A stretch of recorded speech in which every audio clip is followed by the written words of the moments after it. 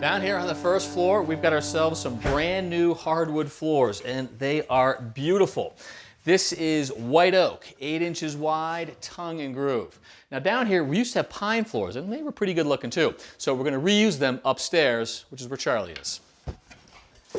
Charlie, I love the choice of the white oak downstairs, but I'll be honest, I love this old pine too. You know what? I really love it also. And if you notice, this is square edge on both sides, not the tongue and groove like downstairs. So, all right, so why don't you give me a hand? Tongue and groove, different installation. Let me show you how we're doing it. We're going to use an adhesive. Put it down pretty generously. And we're also going to put it right here on the square edge of the board that's already down in place. Ah, okay.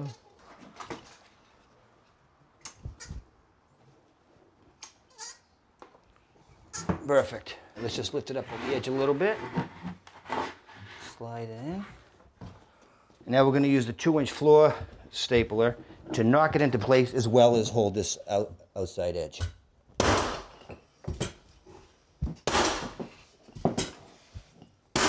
And now, Kevin, we can't use the floor stapler down here because we don't want to knock the board so it runs down crooked. It won't be a parallel line with the stairs. That's right, perfect.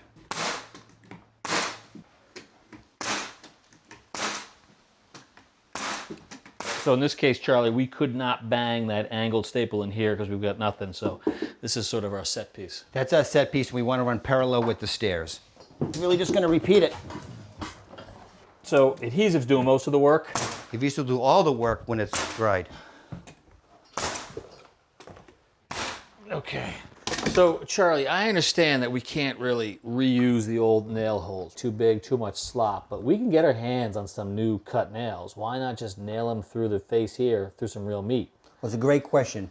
But the floor framing is about 20 on center, which means our cut nails would be here as well as here. But then that means we'd have more holes in the board, right? Yeah, we'd have them everywhere. It would be everywhere. So we're going to use the blind nailing with the adhesive. Yeah. And let me show you, we have a sample board what those will look like filled. So yeah, because we got to fill them, right? We just can't leave those things like that. That's right. Look at that. Oh, first of all, come on.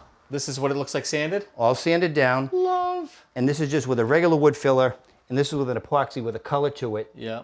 Really highlights the hole, but almost what it would look like if it was a cut nail. Have the homeowners decided which one they're going with? They've approved this one at the bottom here. It's a pretty good match. It's a good match. Good choice, because you know what? You would see that staining coming from the old iron and the cut nail. That's right. And you know what else? The finish they've chosen, the first coat's already on here, and it's a natural look. Let's get it installed.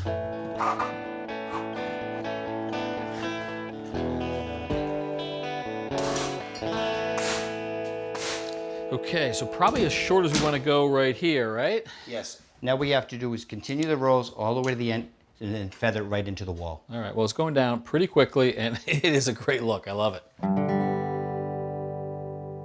Thanks for watching. This Old House has got a video for just about every home improvement project, so be sure to check out the others. And if you like what you see, click on the subscribe button to make sure that you get our newest videos right in your feed.